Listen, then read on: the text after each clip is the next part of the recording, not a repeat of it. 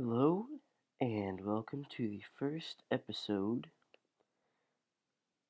of Gateway Minecraft. I'm just in the middle of nowhere, so let me get back. Oh, don't mind that. Anyway, this is going to be a video explaining basic redstone. So here we have a redstone torch, and here we have TNT. Put the two together, and we get an explosion. Very nice. You can also activate that with any source of power or with flint and steel. So here we have some stone, and we would like that stone. Oh, it's right there. So you see, these are called pistons. They extend and push things. I could stand on it and get pushed, but they can also push blocks. This is a normal piston. There's nothing on it. This is a sticky piston, which is why it was green, and it will pull the block with it. Here we have made use of pistons. As you can see, the effects of this useless block being pushed onto the villager result in him becoming blackened and getting hurt repeatedly to the point of death. Very nice, very nice. Here we have some very nice pumpkins and a villager egg. So this is a dropper, and to show you what that does, when it gets powered by redstone, it just shoots out the item. But this, when it gets powered, it'll shoot out the item, but if an arrow or a fire charge or other certain items get shot out, it'll shoot out instead, and it'll actually hurt me, as you can see. And these are hoppers. They're pretty cool. If you put an item inside, it'll disappear and get put into here. And if I'm kind of stuck. Good thing I have some handy dandy pumpkins. If you throw an item on top of it, it'll get sucked in and go down there.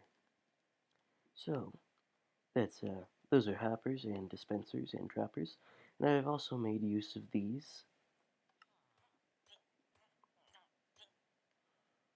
because this dispenser shoots out a villager into a nice pit of lava. So those are dispensers, droppers, and hoppers. Here we have a situation. You see, I can open this door and I see that there's something over there. I can't get into this very spruced up house. So I have to, I can't open it. Can't. Over here, I can open. This one I can't. But if I power it with redstone, it opens. And this is toggleable. That's powering, that's not powering. And this just always powers. So I can come down here and, ooh, a secret room. I bet there's treasure. Oh my, useless. Let's move on. Now we have buttons. Buttons, buttons, buttons. And trapdoors. And these things. So basically, trapdoors are also a type of door like this. What I forget to show you is that normal doors can also get powered with this, just like iron doors. Only these doors can normally be opened. There is no iron version of the trapdoor or the gate, but redstone will still open them, and then when you step off, once that stops powering, it will shut. And here, let's say you just really want to get in this little room and you're way too lazy to jump. Just push the button, and you're in. of course, that also requires you to be too lazy to open the door by yourself. And here we have some very nice items. Block of redstone. It's like the redstone torch, except it can get pushed by pistons. Because that's a torch, if it gets pushed by pistons or a block, then it'll just poop, drop like an item. Here, this is a daylight sensor. When it's daytime, it will get powered, and right now it's noon, so it's going to be the strongest, and that over there keeps it at noon. If it's at sundown or sunrise, then it will be weaker. So during the day, it'll get stronger and stronger and stronger until it's the strongest, and it can actually go farther than this. I just stopped there. Don't want it unreasonable. And then at afternoon, it'll start getting weaker and weaker and weaker, and during the night, it won't output any signal. And speaking of which, in case you don't understand redstone, here we have the power and the wire. It's actually redstone. And this, we want to light this, so we get the power here by doing that. And just linking it up. So redstone, simple redstone isn't very hard. But we've run into a problem. The power needs to go all the way around here, but it doesn't reach far enough. It just fades away. Well, you can use repeaters. It refreshes the signal to a new maximum. What you can also do with these wonderful repeaters is set a delay, so you can have delays going. So see how after I power it, that is still dark for a while and not powered? That's because there's 1, 2, 3, and 4 settings. So this one, there's going to be practically no delay. And naturally, the next one, a little bit of a delay. And so I think you can understand how that works. If you switch it while it's getting powered, nothing happens because it's powered. So moving on. Here we have stone buttons, wooden buttons, stone pressure plates, and wooden pressure plates. And with these, let's say I want to power that from a distance. It doesn't do anything. But let's say I want to power that from a distance. That's actually in the button. Yeah, you can see that there. It's actually in the button, which powers it. And that will stay on until that arrow despawns, or if I were to delete the button. Pressure plate of stone, nothing. But if I use a wood pressure plate, it'll power it.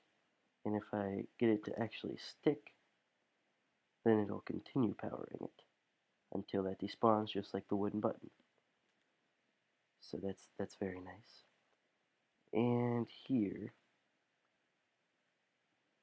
we've got a bit to show you. So let's get all these villager eggs.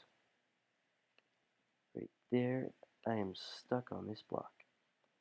So basically, these are weighted pressure plates. That one's made of iron, and it's called weighted pressure plate heavy. This one's made out of gold, and it's called weighted pressure plate parentheses light parentheses. And I'll show you why.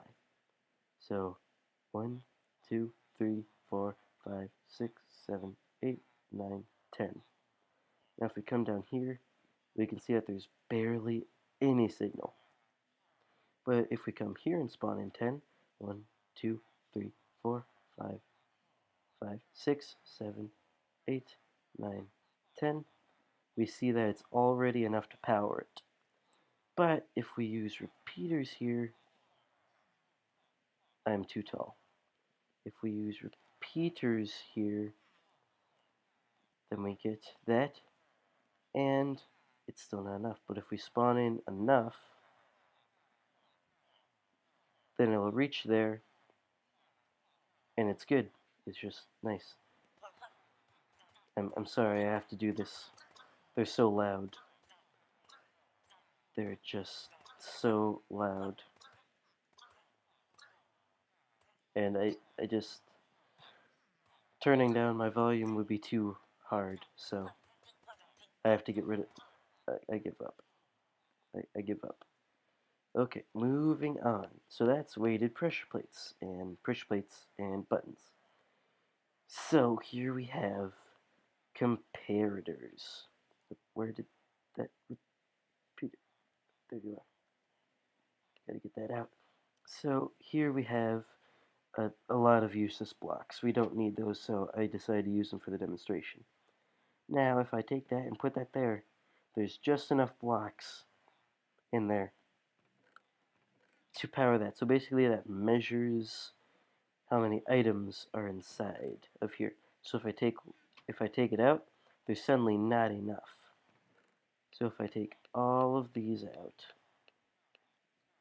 there's not going to be any signal. So if I put, let's say, just one item, there's going to be a very, very weak signal. But if I put a repeater right after it, it'll give it a full strength signal. So this can be very useful for setting up traps if someone opens a certain chest or takes something out. It's quite useful. And I'm not sure, it's just strong enough to reach that. So that's something to take note of. And here we have the note block. You can't hear it because I don't have Minecraft sounds working currently. I'm so sorry. But when you power it, it makes a very nice noise. So you can just like jam out here, and actually I need to turn this on all the way so that you can see it. There's actually notes coming up out of that. And it changes colors as it gets higher. And last but not least, the tripwire. We have a very nice tripwire over here that is set up. And basically, to set it up, let's say we didn't have any of this built. None of this was there. Then we have the very simple problem that we can't power this because we don't have any other source of power. So we put a tripwire hook there, and then we do that. We're done, right? No, we are not done. Not done at all.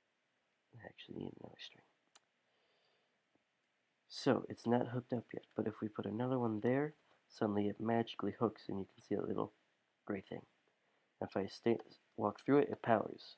So this is also good for traps because it's actually kind of hard to see. But as we can show an example with another useless block, if we entities in general will trigger this. So a thrown item is considered an entity, so that'll power it. Arrows are entities, so they'll also power it. And now that will stay on until the arrow despawns. So what makes redstone torches special? Well, let me show you. Here we have a redstone torch. And it is powering this very appreciated source of light. Let's say we want to be able to turn that off instead of being able to turn it on. Because as we can see, if we do something similar over here, up, yeah, then there. That is, no, wrong. I always forget that that has to be like that. So, there. So really, it's the redstone torches, their main purpose is as an inverter. So, instead of being powered when you power it, it turns off when you power it. And this happens, I don't know why this took me so long to understand, but basically this happens when redstone torches, the block that they're on top of is powered. I thought it was when they were powered, and obviously that's not going to work.